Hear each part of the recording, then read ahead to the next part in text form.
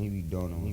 This time, next time, this time to build. This time to build. This time to build. This time to build. This time to build. This time to build. This time to build. This time power.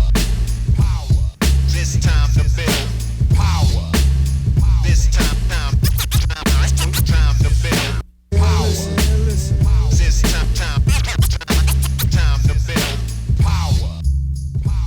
What's up, everybody? I'm your host, Chris Hampton, And this is Nate Drolet. and together we form Brandy Chastain and Mia Hamm. Yes. Do you know who these people are? Soccer player. Right? You said player as if you don't know who the other is. I don't know who the first one was. They're both soccer players. I assumed as much, but didn't want to fall into that trap. Do you know why we're them today? Because U.S. women's soccer is pretty awesome. That was the incorrect answer, though true. Okay. It's because we're talking about goals. Oh my God, how did I... It was a dad joke. Oh, You blew it. I'm so I sad. served it up for you. I know. No goal for Nathan. Do you know what you call a bear that got stuck out in the rain? A drizzly bear. Jesus Christ. All right, so... I'm too logical for dad jokes. They don't work for me. I can't figure them out. If they were like brain teasers that made sense and were logical, I'm in. Dad jokes, no. I can't do it. More for me. All right, we are talking about, first off, let's tell people what we're doing here, because you just got to Lander. Yep. Not that these go out in a linear fashion. You know what? These don't go out in a linear fashion. This might go out like 2 years from now. We really have no fucking idea whatsoever. Yeah. So let's just not do that anymore. Let's just jump into the damn thing. Let's not talk about anything that we're doing. Yeah. We can do that in other episodes Yeah. that we know we're going to put out quickly. Mm-hmm. Ones that are really inflammatory and are going to piss people off, because I can't Perfect, wait yeah. to get those out. Mm-hmm. So yeah, let's just jump into this thing. The art of the side goal. That's what we're talking about here. I almost said Jay-Z and Beyonce because Jay-Z had a side chick, but I didn't know if you'd make those connections. I would not have. Side goal it is. What is a side goal? It is a non-obvious goal. So rather than Like just a route that's hard to see? yeah. So rather than simply, most people think of goals as this big route that I want to do, or even a grade, Yeah. like I want to climb 512, or I want to do this 13C, things like that. Right. Those are, when most people think of goals in climbing, it's along those lines. Mm-hmm. So a side goal is everything that kind of falls on either side of that spectrum. So this could be number of routes. It could be certain styles of routes. It could be just how many days you get outside. Yeah. And this is a little different than a mini goal or a short-term goal, Mm-hmm. in that both of those things should ideally sort of lead you into a bigger goal, or at least a short-term goal is definitely something you can do quickly. Mini goals often are, you have a big goal and then you plot mini goals along the way that will help you reach your big goal. Mm-hmm. And these aren't necessarily that. Yeah. These are just other things. Yeah. They definitely can. They can help lead you to your overall goal or like long-term development. But they can also just be things that are fun, things that are on the side.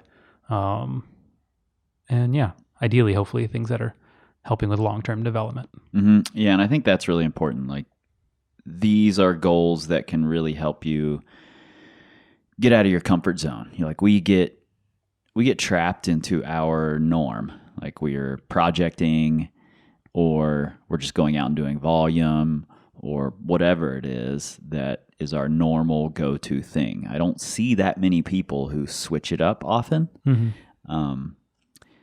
And these sorts of goals can really help you break out of that, as long as you're creating them in the right ways, you know. And breaking out of that is just it's a great way to learn. I mean, that's one of the key components of learning, is getting out of your comfort zone. So these are a great way to do that. Mm-hmm. how do you decide on one of these side goals? Like, do you feel like for you they should relate to your big goals? For me, it's typically I look more long term. Yeah. Sometimes it can be just completely direct towards these are the things that, like these are my kind of accessory goals leading me towards my big goal. But sometimes it's just things that are really fun. Yeah. Like things that are fun, things that are just a little bit different. Like I've had plenty of times where I've just had friends who were excited on something and they're like, oh, I want to go, start sport climbing 1 day a week through the summer, even though I would normally be training or something. Yep. And they're like, I want to be diligent about doing it. I'm like, oh, cool. Like that would be fun. Let's do it together. And so to me, that would be a side goal of, okay, I'm just going to keep this routine. I'm not necessarily trying to sport climb right now, but this would just be a fun thing to stick with. Yeah. And I feel like even though my goal might be climb V12 or climb 514 or whatever, my ultimate really long-term goal is I just want to be a really good, complete all-around climber. And all of the goals, side goals and main goals that I've built over time lead me toward that, So, I mean, you don't have to be maniacally focused on just one thing all the time. You can break out of that. And often it's good to break out of that routine, especially if you're spinning your wheels and banging your head against a project or something like that. It's good to break out of it and get your mind elsewhere. Yeah. Get your body doing something else. When did you start making side goals? How early in your climbing did that begin? I don't know. I think fairly early. Just because it seemed early on, I remember someone just saying how valuable it was to on-site. And I was like, oh, like I had never tried on-siting with sport climbing. And so I was like, actually, I think before that even, it was hanging my own draws. So going out, because I'd always gone out with people stronger than me. Yeah. And so it was always really easy to just kind of like lay back, let them hang the draws, and then I'd clean up from there. Some Texas Diva stuff. Oh, yeah. And so for me, a side goal at one point was I want to hang my own draws. Like I want to go out. I want to be the one being the first one to lead the pitch all the time. And this was something that, like in the grand scheme, it was going to make me a better climber, more confident for sure. Yeah. But, that wasn't necessarily like, oh, this is what's going to make me climb 512 tomorrow. Like it's just, this was something that for me seemed important and made me a little uncomfortable. Yeah. I think mine started like the idea got planted in my head the first day I climbed outside because it was at Military Wall and there's a wall of 512s there. Yeah. And I remember someone saying that they wanted to climb the whole wall. Like, I want to do all the 12s on this wall. And I was like, oh, that's cool, And then I looked in the guidebook and at Roadside, there's a wall of 510s. And I'm like, that's my goal. Like, I want to go climb all of these 510s. Oh, that's awesome. Yeah.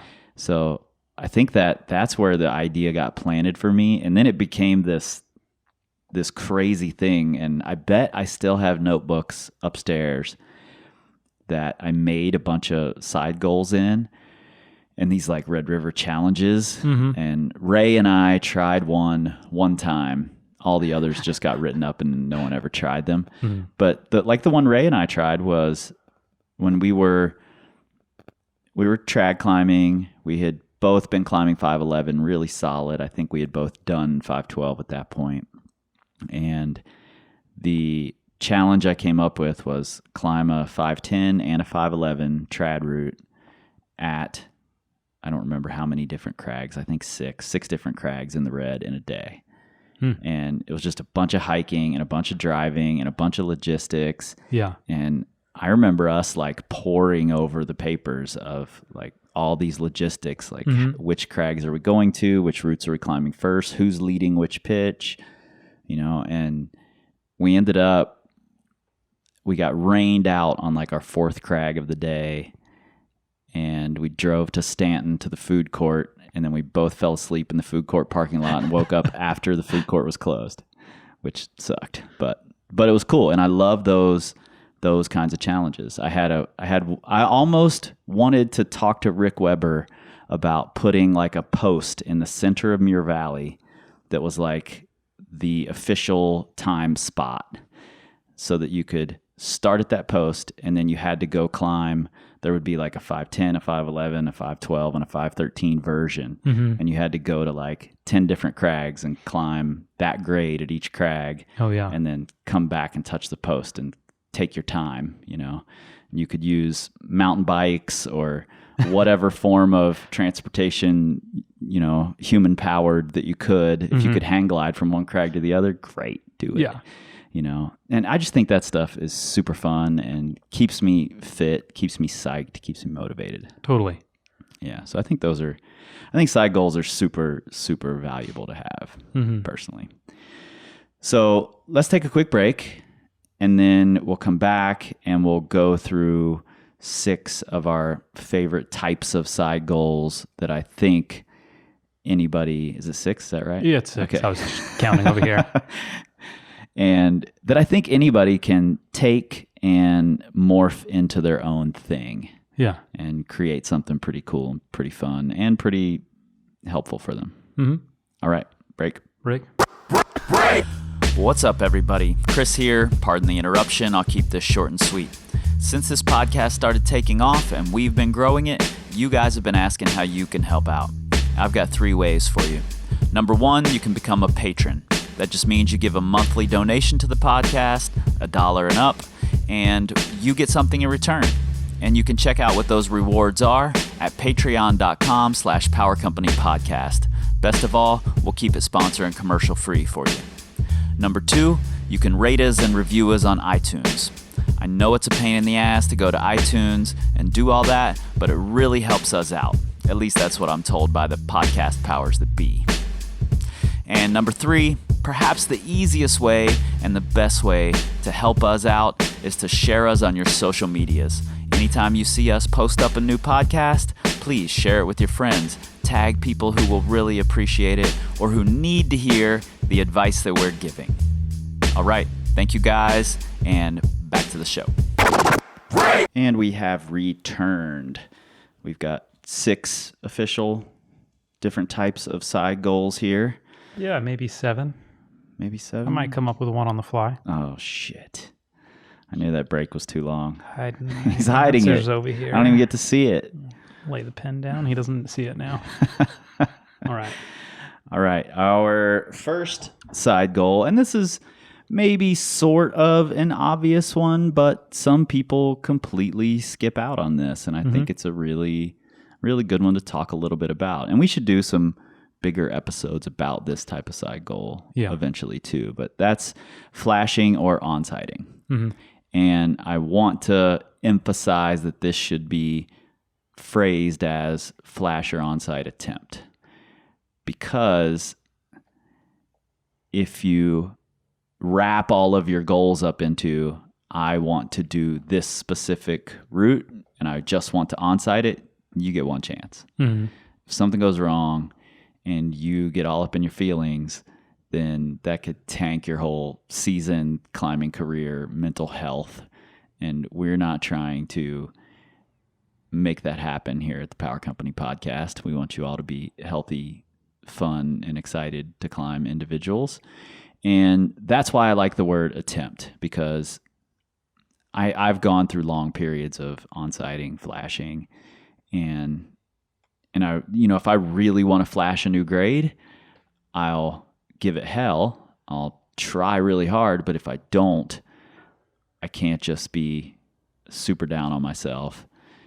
I more look at, did I give it a good attempt? Where did my process go wrong? I don't take it personal. So move on to the next one, try the next one with the new information of how could I have bettered that process. Yeah. And sometimes your process was good and you just got unlucky. Yeah, totally. I mean, especially with on-sighting, like depending on how much chalk there is on a route, or there's plenty of times, I've been on routes and... Or flashing when someone's got whack-ass beta. those friends. They're the worst. Yeah. My first 13A, what should have been my first 13A should've- flash, whack beta was given to me. So I fell at bolt 2, and then I got back on and took it to the top. Oh man. Yeah, like I mean, and there's plenty of times where I've gone up a route and people will have massive tick marks for footholds. Oh, yeah. And you're like, oh, like, well, I think it's supposed to go here, but look at that giant tick mark. That's got to be good. And you lunge out for it, and it's just nothing. And Yeah, they ticked it because they're like, don't go here. yeah, exactly. Yeah. Yeah, I think these are super valuable. And I really like that you emphasize the attempt.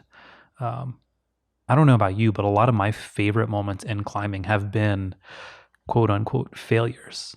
Oh, for sure. Like so a few years ago, I had hurt my finger here, and then one of my best friends was down in rifle, and he was just like, oh yeah, it doesn't matter if you have a finger injury, you can climb in rifle because all the holds are big. And Because plus, it's not really climbing, it's just wall crawling. it's wall crawling. And I had hurt my finger on a pocket. They don't really exist there except all the drilled ones. So it wasn't a huge deal. So I went and I was like, I want to climb as many 512s as possible. And I really wanted to try an on-site some, which in rifle is, oh man. On-sighting's hard in rifle, man. It's so hard. Like, and I had a couple, there was this 12B that still one of my favorite routes of all time called Sing It in Russian. And I'm pretty sure I did a V7 at the second bolt. Sure. And I was like, that's it. I'm definitely out of it. Crux is at like the fifth. Yeah. And it took me, I don't know, 30 minutes to figure out how to do it. And then once I did it, it's like, oh, turns out it's just like a V2, but it's really weird. Right. But like that was a cool experience. But I climbed all these 12s, and my last day, I was like, I've been saving I Am Not a Philistine. Super classic 12C. I was like, I really want to on-site this. Went up and got through the entire bottom bit. Got through the middle and got up towards the top, and it had rained, and a lot of the upper holds were filled with like dirt and mud, and a lot of chalk was washed away. Went up and just slipped. Going up either like right around the last bolt or above the last bolt. But the thing was, like, I was so psyched because, man, I climbed everything. I was super confident. And there were so many sections that had I tried it 3 weeks ago when I had first gotten there, never would have, oh man, I would have hung on every bolt. Yep. But I was like, oh, like I'm understanding the rock. I'm reading it well. Like I moved really confidently. And even though I fell up top, it didn't matter. Like, and still, like that was my favorite moment of that entire trip was failing on this on-site. Yeah, totally. I mean, and the thing you should have learned from the process there is send someone up first to clean all your holds. Yeah. Yeah, You just more Texas Diva stuff. belay while staring down at the ground, save the on-site. Well, you have another friend, belay that Ooh. friend while Yes. you're not even at the crag to brush all the holds, get rid of all the don't go here tick marks, tick the important holds, and get rid of all the mud and dirt on the This is some pro climber on-site level stuff. This is for sure. This is have someone else hang my draws, brush the holds, put ticks in the right place for my on-site. Texas Diva. Yeah, one of my favorite on-site memories is actually sort of related to the story I told in the intro about the 12 wall. I wanted to on-site the whole 12 wall at Torrent in a day, Oh, really? and I wanted to do them in numerical order. Ooh. So 12A to 12D. And I had already on-sited 12D, so I knew it was possible. Yeah. And this is actually a good process lesson too. Like I know exactly where I went wrong in this and what I can do better in the future. Not that I've employed doing it better in the future, but so I got through the A, which is bare metal teen, the B, which is Big money grip. Big money grip, the C, steel worker. Yep. Steel worker was hard. I had to battle, It's a hard one. but on-sited it. And then I'm waiting for the D. Someone's working on it. I'm not watching, back to the wall, but I heard someone say dyno. Oh no. I heard the word dyno. That's And I was like, okay, well, I don't know where the dyno is. So, it's not like that's beta for me. So I get on the 12D, on-site through the bottom, and I'm at the last bolt. And I'm like, well, this must be the dyno. Yeah. And it's a huge move, and I tried to dyno, fell, got back on, did it without dynoing, went to the top. Yeah. And and that was my, I gave it hell. I fought. I was pumped stupid up there. Had I tried to do it static, maybe I would have been able to. I don't know. I still might have fallen off. But the big lesson was, don't presume that something you heard about it is true. Oh yeah. Still go with your intuition. That's why you're there. Like I'm on-siting because I really like following my intuition and taking chances, and I didn't. I went, I'm like, I have to preserve this send of the whole wall, and just biffed it because I listened to someone else or thought I knew what they were saying. Yeah. I think you just brought up something really important, and the reason why on-sighting or flashing is really valuable. And there's a couple. One, like you just talked about, it's really good for developing your intuition, kind of using this unconscious mindset, like pulling on and just saying, okay, I'm going to trust my body, trust my brain to do what it needs to do. And I'm just going to breathe and try hard. Yep. And it's really cool when you can learn how to flip that switch and let your body do what it knows how to do. It's a really, really cool experience, and learning how to dial into that and really trust your intuition is such a cool, not only is it a valuable skill, but man, it's really rad. Like totally. It's pretty cool to learn just what your body's capable of. Yeah. And the two are different skills. Like on-sighting, following your intuition, and flashing, being able to really quickly take in the beta that's given to you and turn it into moving confidently. Yeah. There are probably some people who on a sport climb can take all the beta on the ground and know it, be able to use it. I don't have that skill. On a boulder, I can do that, but my hardest flash, I give total credit to Yasmin for the beta spray she was able to give. Like she told me everything that was going to happen. Like she had a laser pointer. She's like, you're going to climb this part, no problem. You're going to get here. You're going to want to go with this hand, but don't go with this hand instead. And then you're going to get here and you're going to forget where the foot is because it's not where you want it to be. And I'm going to point it out with the laser pointer, and then I'm going to turn the laser pointer back off. And you're going to get to the chains. She actually said this. You're going to get to the chains. You're going to pull up rope to clip. You're going to drop the rope because you think you're going to fall. And then you're going to be fine, and you're going to clip the rope. I think you got no C-bode. I think that's what that is. And I was like, what? And every fucking thing she said came true. She used mind control on you. It was crazy. Yeah. Iranian mind control. Yes. It's a thing.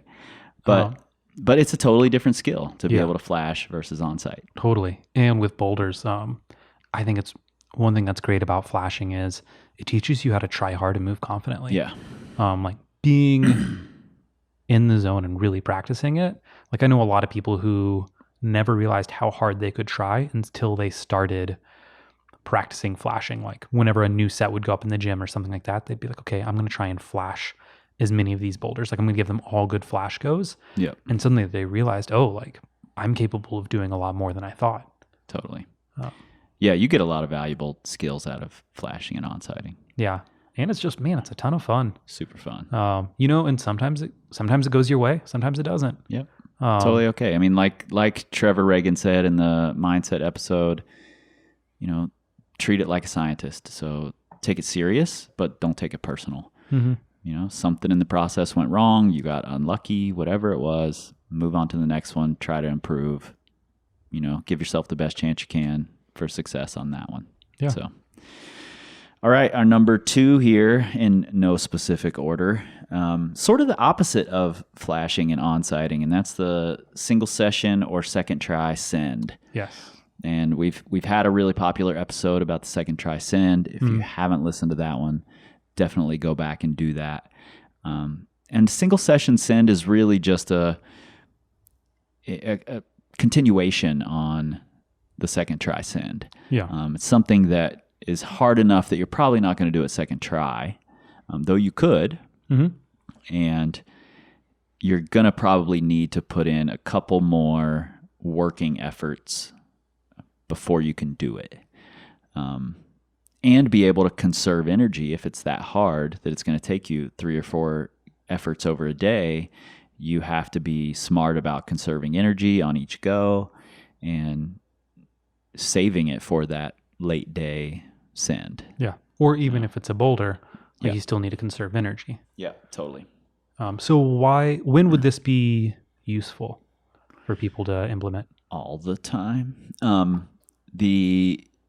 For me, it's just really valuable when I'm number one, when I'm ramping up for the season. Like if I've just come out of the gym and I'm wanting to get back into it, get my legs under me, I'll pick these sort of projects. Whether it's a boulder or sport climbing, I'll often pick things that will take me a session because that gets me back into the mode of, really having to look at the subtleties and pay close attention and also try really hard to get it done.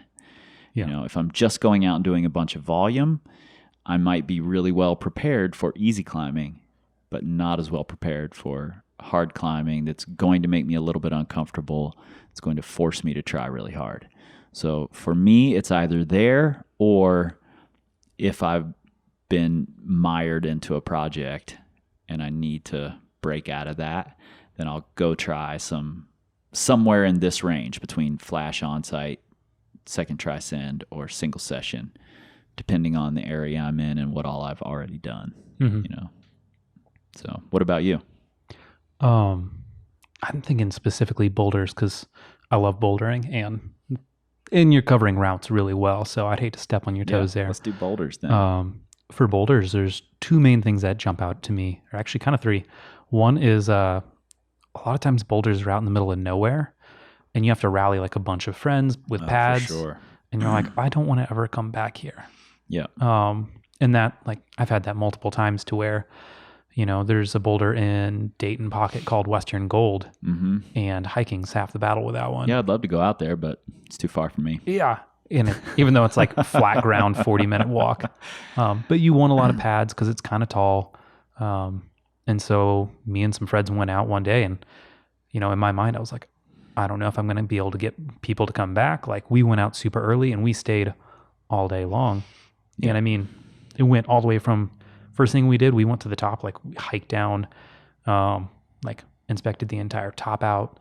Like, man, I had people boosting me through moves so that I could rehearse everything. Like, I didn't waste any energy so that I could get it done in a session. Except for you walked there when you could have just had someone carry you. I was the smallest one there too. They were carrying so many pads, I could have just Nate. crawled in and they Haul wouldn't bags. have noticed. But so something like that where it's like, okay, I want to go out to this really cool problem or this route, but it's going to like, or it could be a sport climb where it's just at a secluded crag where there's like one thing. Yep. So it's like, hey, let's go out, let's do this. Let's really zero in. So I like it for that when it's just something off by itself. Another time is, I think it's really good, and you mentioned this, for kind of dialing in your projecting tactics, because you're pretty much just trying to compress a project into a single day or in a handful of tries. Yep. So with bouldering, it's like you're trying to take a 5-day process and squish it into a couple of hours. So you need to learn the subtleties. You can't waste energy. You need to find all the holds, your beta really quick. So it's pretty cool. Like it turns into a very tactical thing. Yep. So I like it for that. I feel like they're good for kind of sharpening my skills in that way. And the last thing that I really like is it's very imperfect. So I was talking with a friend about this. Like, we were both talking about how with second tier boulders, so often you have to try so much harder than on project level. Yep. Which sounds silly. But like for me, there's so many times where I've done like a V9 where I've had to try so much harder than when I send, let's say, like a V11. And it's because I'll go up, maybe I try the V9 2-3 times, work out some of the moves. I'm like, okay, it's good enough. Yeah. And then I pull on, I'm like, if I try hard enough, I'll do it. And I do. Yep. Versus if I'm trying something V11, V12, I'm going to dial in every subtlety. Right. I have to have that perfect. It's not good enough. Exactly. And Yeah. so by the time I get it done, it's honestly, a lot of times it might feel like, it's still effortful, but it's much easier than, okay, this is good enough. Let's pull the trigger. Yeah, and those skills really, like, especially what you were talking about, if it's if it's way off in the distance and you can't get anybody to go there, and this ability to be able to harness that try hard when you need it can also just be really valuable to employ if you have a project that no one else wants to go to. Like, it doesn't have to be hard to get to. And that's a thing. When Yeah. I was working on the Rhino in Waco, and Annalisa was working on something way up the chains, it's like our days are split in this really weird way, Mm-hmm. and she doesn't want to sit there at the Rhino while I'm trying it, So for me to be able to compress it into 3 or 4 little short sessions was a really valuable skill to have, because I don't want to tank her days in order to make mine better, but I also want to get the most out of my time while I'm there. Totally. So, and this is a great way to cultivate that sort of skill by trying these single session projects. Mm-hmm. Yeah. And yeah, I think a lot of people work well under pressure, maybe more than they realize. Yeah, totally. And so it's kind of good to be under the gun every now and then and say, okay, like, this is it. Yep. And really get used to that, because that's what projecting turns into a lot of times. Yeah, I think so. And speaking of under the gun, that kind of takes us into our next one, which is doing 2 or a certain number of something in a day or in a weekend. And these should be, second tier for you. They should be relatively hard. And doing 2 of them in a day or 2 of them in a weekend should be a big, big deal to you. Like, I remember the first time I did 2 513s in a day. Mm-hmm. I remember it was the same weekend that I did 3 in a weekend. And those were big, big moments. I remember my first 2 512 on sites in a day. Yeah. So those times are big and exciting, and I make those goals. Like, when I did the 213s in a day, I had gotten one done really early in the day. I was like, oh shit, I got hours left. Mm-hmm. I'm driving across the red. I'm getting on that one. Because if I can just unlock the crux, and I had a dream about the crux the other night, if I can just unlock it, I can do it. And it worked out. So those are exciting. Yeah. And they're really great for when you're breaking into new grades too. Like, for me, when I was breaking into 512, I had done So what you're saying is I should have done Omaha the same day I did Transworld? I almost did. I don't know. Yeah. Oh, that would have been a great day. It was so close. But like, when I was breaking into 512, I think I had climbed maybe 6 or 7, like 12As and a few 12Bs. Yep. Yeah, so maybe like 7 to 10 total. And then I remember I had a day where I on-sighted a 12B, I flashed a 12A, and I did another 512 that day. Yeah. And I was like, what? I'm here. I've arrived. Yeah. And the thing is, I wasn't any different of a climber then than I was the day before. Right. But mentally, I was like, yeah, I can do it. I did a 12C like the next week, and then it was just, for confidence is big, man. Yeah, the idea that I was like, I can do multiple 512s in a day now. And from then on, like, it wasn't a thing. Yeah. And so, like, maybe had I not had that day, I might not have even tried a 12C Sure. super soon, or much sooner. So I think having these like multiple, having it to where it's like multiple in a day, or especially multiple in a weekend, is a really cool thing. And it's a good way to, especially if you feel like you're plateaued, air quotes. But if you're like, I don't know, like, I don't feel like I'm getting much better. Like, I've climbed 13A, but 13B feels impossible. If you go out and you do, let's say 3 12Ds in a weekend, that might be a huge improvement for you. Yeah. It's like, oh, I've never done that before. Like, it's not 13B, but that's nothing to, turn my nose up at. Yeah.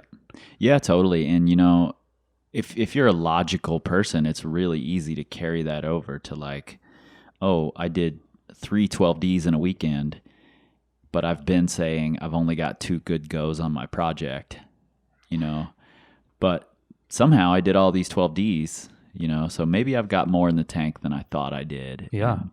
And, maybe I'm not pushing to the edge like I thought I was.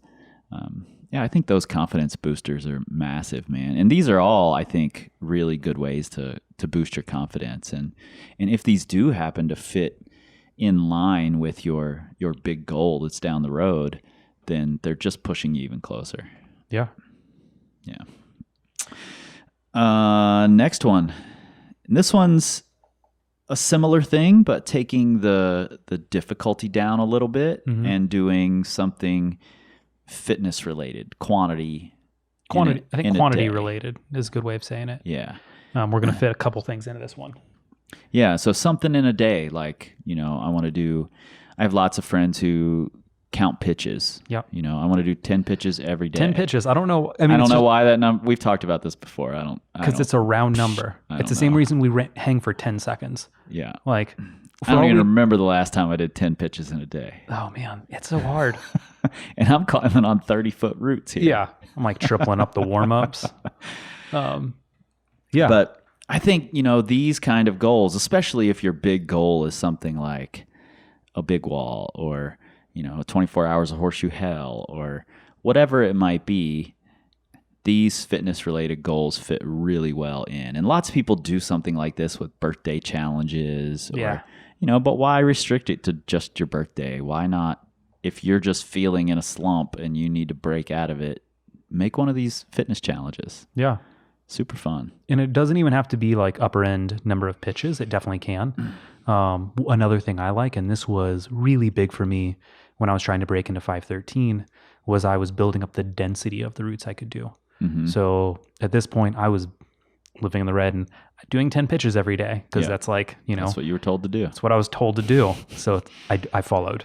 But then it was like, okay, like how hard can I make these 10 pitches? Like how many goes? Because I was starting to project 513. I was like, how many of my pitches can be 513? Like originally I was like 1 and I'd be smoked and I'd be struggling to make them the rest like 512 or and then it'd be like, oh, I got to the point where I was doing like 3 pitches of 513 and then maybe like a few 12 pluses on either end. And I was like, oh, like, and then at a certain point, like I got to the point where I was doing 5 pitches of 513 in a day.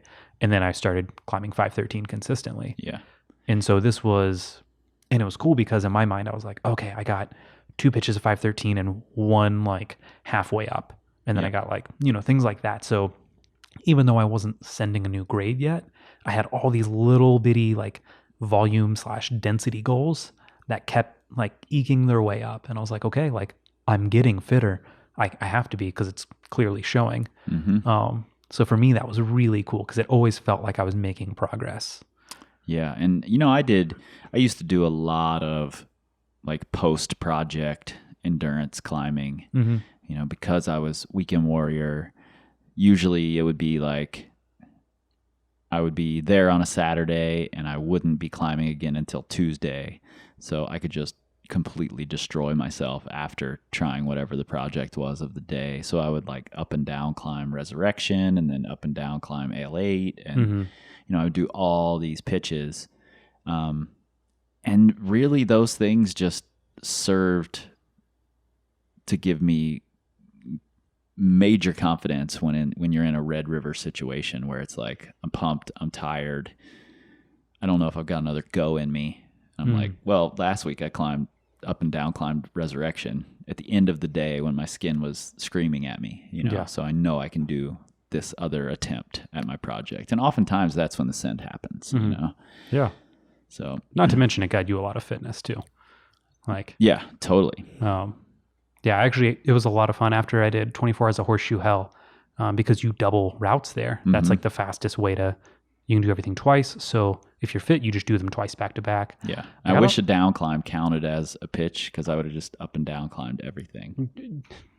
That would have been a way. I was on this big kick of doubling routes when I got back to the red, which also, let's be honest, like there was no reason I needed to double things because I was doing like 90-foot pitches. Right. Why am I training for 180 feet of climbing? Right. But I would go up it and then free snake it, like more or less on top rope, but not clip through anything. And in hindsight, some of those were terrible ideas. Like I would have swung right into a tree, but it was a ton of fun. Yeah. Yeah. And I stayed super fit and things like that I think are like, great for not only building fitness, but it can be a really fun way when you're like going to a new crag for instance, if I'm going somewhere where Annalisa wants to climb and the hardest thing there is 12A or 12B, which is why I haven't visited, because there's nothing that I'm really wanting to work on there, then I might, on the day she wants to go, I might want to try and climb all the 11s and 12s at the wall. Yeah. That stuff can be super, super fun and just yeah. keep you fucking motivated, man. Totally. It's really easy to get out of motivation if it's not your idea to go to a place. Yeah. And it also is a really good reminder of what you're capable of. Yeah. Like when you do these big days, because even if you're like, hey, like I climb outside after work and I never need to do more than 5 pitches a day. Sometimes it's nice to be able to do these big days, because then you can say like, oh, well, normally like I feel like I have to end it at like 4 or 5 pitches, not just for time, but because I'm smoked. And it's like, well, maybe I have like another 1 or 2. Yep. And one last thing as far as quantity, and this is, for me, this was something that I used to pay more attention to, but counting how many times you fall going for it on lead Yeah. over the course of a weekend. Yeah, I like the fall going for it, because if I just want to improve my fall rate, I can just fall off at any moment. That's still scary. But yeah, like falling, going for it while on lead. Yeah. That, I think, for a lot of people, I mean, shit, there's a lot of like 514 climbers who would still benefit from that. Yeah, and let's qualify this really quick, because I know there's some people listening who haven't been in climbing long enough to make all the lingo connections. So if you take on a route that does count as a fall, Yes. but that's not the kind of fall we're talking about. Correct. We're talking about actually falling off the wall without saying take, ideally as you're moving toward the next hold. Yes. So rather than, everyone has their own process. So if you're just terrified of climbing above a bolt, maybe for you, it is you climb above a bolt, you pause, you just take a big deep breath, you're going to relax, and then you'll let go from there. And for you, that might be a huge win. Yep. And those are the things that you're going to count. But as you keep progressing, what I think is the ultimate level, and this is some of the best advice I've ever gotten, something I'm still trying to embody, is fall going for it. So that means you go up, maybe you're pumped, maybe you're tired, maybe the move just feels hard and you're not confident, you still go for it. Yep. And, you go for it. Sometimes you stick some, a lot of times you don't, but you fall going for it. And that for me would count as like 1 count. Yep. Yeah, I think that's really important, and, just to parse that out a little further, if you're a person who has no trouble falling going for it, then this isn't something that puts you in your comfort zone. And maybe you need to actually do more. I'm going to take and work the move instead of just falling again and lowering, so something that helps you more is going to be obviously more beneficial for you. Yeah. I should have these sentences written out for me before I start saying them. All right. Next one. I think we've got 2 left here. A repeat challenge. Yes. And these are cool. They're super fun. There's several dotted around the country at climbing areas that are famous. I'm sure tons of climbing areas have them that I've never heard of, Sure. And these are things like the Triple Crown at the New, which is Apollo Reed and Mercy Mercy Seat Seat and the Pod. and the Pod. Yeah. Yep. Doing all those in a day is the Triple Crown. And then there's the one at Purgatory, which you called Cerberus. Yes. And it's the 313 Bs there. Yeah. So Dracula, Paradise Lost, and Castle Has Fallen. Yep. One I really wanted to do recently this summer when I did Atomic Stetson and Atomic Cal, I was also repeating Cal Reggae every day during my warm-ups. And I really wanted to go back just for the sake of doing Cal Reggae, Stetson, Atomic Cal, Oh, that'd be cool. all in order. Oh, Because I was essentially already doing it. because you were warming up on them that way. I was warming up on on Cal Reggae. Mhm. I would try Atomic Cal and fall at the last move, and then I would try it again. And it was my second go was always better every day. So I know I could have done it had I tried it. Oh, yeah. Then you could add the ground from upside down, make it 4 13s in a day. Totally, that'd be amazing. Yeah. So yeah, why? So repeat challenges. Yeah. They can be a ton of fun, and they don't have to be anything official. Like obviously, what you were just saying. Yeah. They can be just something kind of fun. Mhm. Why do them? I mean, I think there's a lot of reasons. I've been a fan, especially recently, of building little circuits of things that you repeat. Number one, like we've been talking about, they build confidence. Number two, if it's at an area where you're planning on working on something hard or spending a lot of time or whatever, it just gets you even more well versed in climbing in that area. There's all sorts of benefits. You have to try hard when you're fatigued. You know, you're putting yourself in a place so when you originally did this route, it might have been, that's my main focus. I need to be fresh to try this route. You know, now you're going to have to try it in a state of fatigue, and being able to go back and do a route that was like your singular focus when you did it, and to just do it as part of this other thing is just a really cool feeling. Like, it's a really great way to see that progress is happening. Yeah. Going back and repeating these routes when I did Cal Reggae this season, I first did it, I don't know, 10 years ago. I was going to say probably 2009. Yeah. And it took me my whole 2-week trip here, you know, or most of it. Yeah. I think I remember reading the blog about it. And this time it was like, I'm going to go up it. I'm going to remember the moves. Then I'm just going to do it. Then I'm going to refine some moves and try it a little bit different way, and then a little different way. And it was cool because I haven't been sport climbing a lot. And in my head, I'm like, am I not as good a sport climber as I was 10 years ago? Yeah. I don't know. But then going back to this route and being like, oh, I can just calmly climb this thing. I can be super chill. I can do it at the end of the day. I can do it as a warm up. It's fine.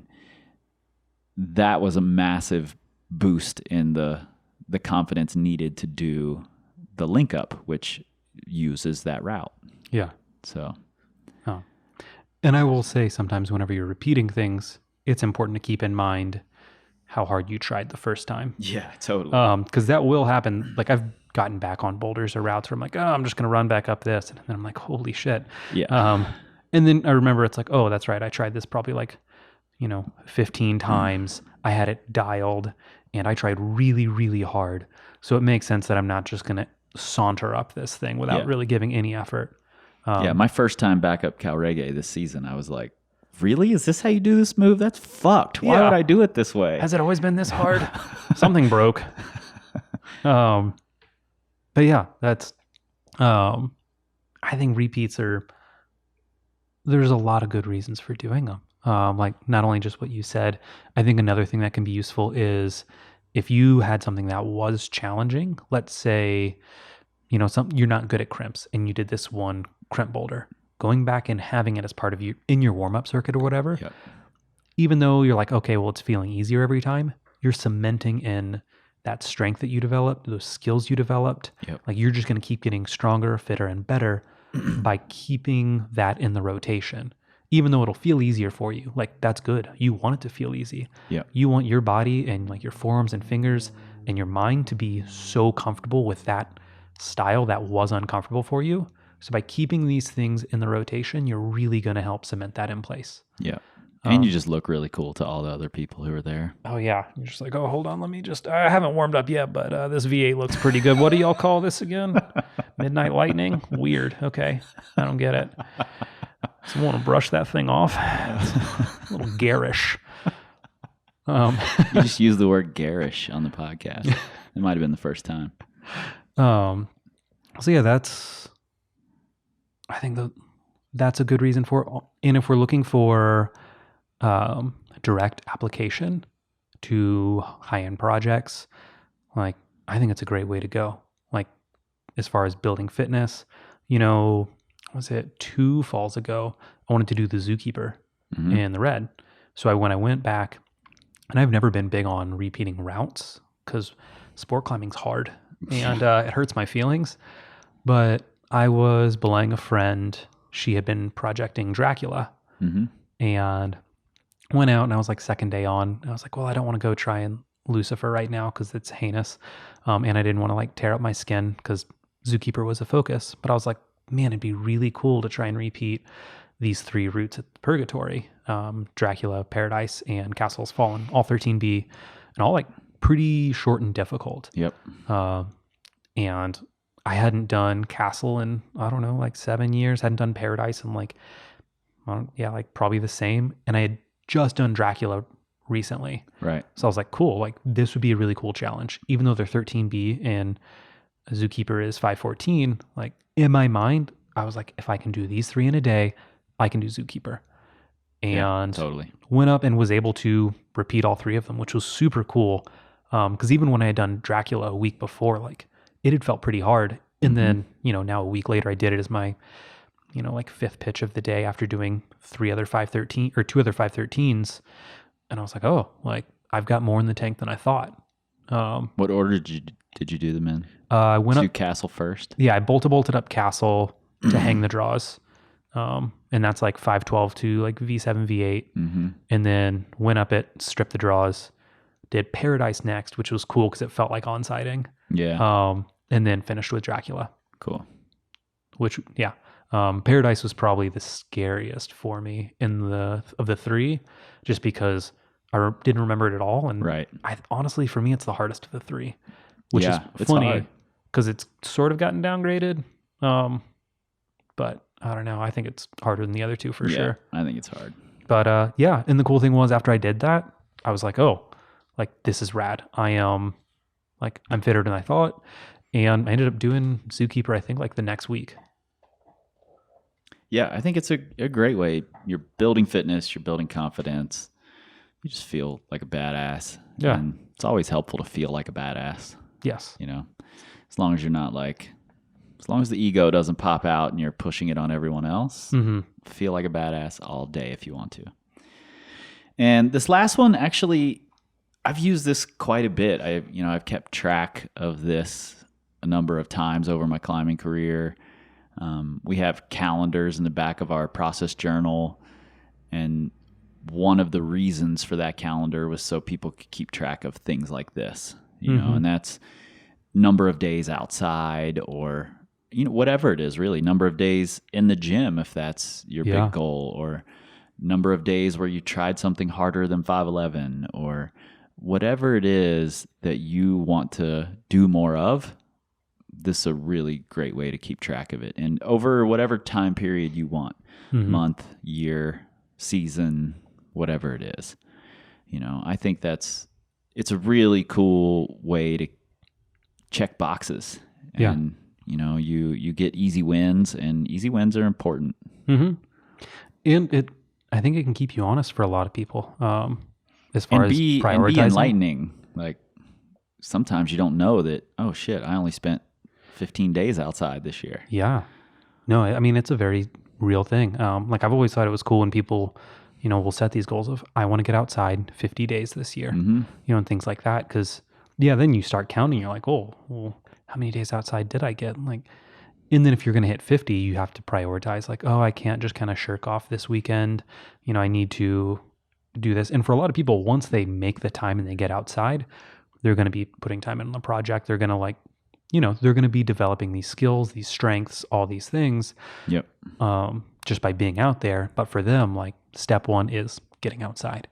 Yeah. So I think that's a really great way to go is count. You can count, days outside, days bouldering for sport climbers is a good way to go. Yeah. Just saying, I want to boulder 15 days this year outside. Yeah. Things like number of days I've eaten Miguel's pizza. Mm-hmm. Infinite. Yeah. I think there's all sorts of different things you could keep track of that are going to be beneficial to you in the long run as a climber, that you could keep track of over a month, a year, a season, whatever. Yeah. And, I one of the reasons I like these kind of easy wins, a lot of these side goals are easy wins. Yeah. And I like it because, and I talked about this just recently in my talk at Minneapolis Bouldering Project, and I wrote a blog about it a while ago. The people on your Instagram feed who are constantly talking about how important the process is, and the process is the destination, and all that bullshit are missing the entire point. The process is important, massively important, but so is reaching some goals. Mm-hmm. You know, if you're not including the destination or the finish line in the race, then you've missed the whole point of it. And being able to check boxes and hit targets and make goals is really massively important for your growth. Yeah. Otherwise, your process is leading nowhere, and you're not reevaluating and coming up with a better process. Yeah. So Yeah. That's the point of a process, is to get you to the goal. right. And both are obviously very important. The process really is just all about being able to make an Instagram post. Yes. For every time you don't send. Yes. And man, once you've been climbing long enough, like, you can't keep counting progress in V grades or letter grades, Yeah. because man, a lot of people will tell you like the difference between, V10 and V11, that might be 4 years for someone, but the amount of growth that can happen in those 4 years can be huge. So for them to say, like, I know, like, for me personally, and for so many people I've talked with, like, they're like, I've developed so much as a climber, and actually I have my secret 7th one, and that's what's going to come in with this. That's right. You have another one. I've developed so much as a climber, even though I don't have a new number grade to show for it. Right. Um, And eventually, if you're a lifer in this, mhm. eventually your grades are going to go down, Yeah. and you can't keep measuring progress in the same manner that you did when you were 20 years old and getting better every season. Yeah. So finding these other ways is important. Mm-hmm. What's this fucking last one? Style. Yeah. So style goals. Okay. Yeah. So an example was, one year I want to get better at crimps. Mm-hmm. And when I went on my big climbing trip that year, I decided, for the most part, I wasn't even going to try double-digit boulders the entire trip, which at this point I think I'd already climbed V11. But I was like, I'm not going to try double digits, other than I actually had some flash goals. Every crag I went to, I wanted to try and flash a V10. Yep. But otherwise, I was like V7 through V9, honestly, sometimes even lower, including like backer cracker. But the plan was, I was like, I want to climb as many crimps as I can, Yep. in everything that is the epitome of the style of where I'm at. Mm-hmm. So when I went to Joe's, that's a cool goal, actually. it was a ton of fun.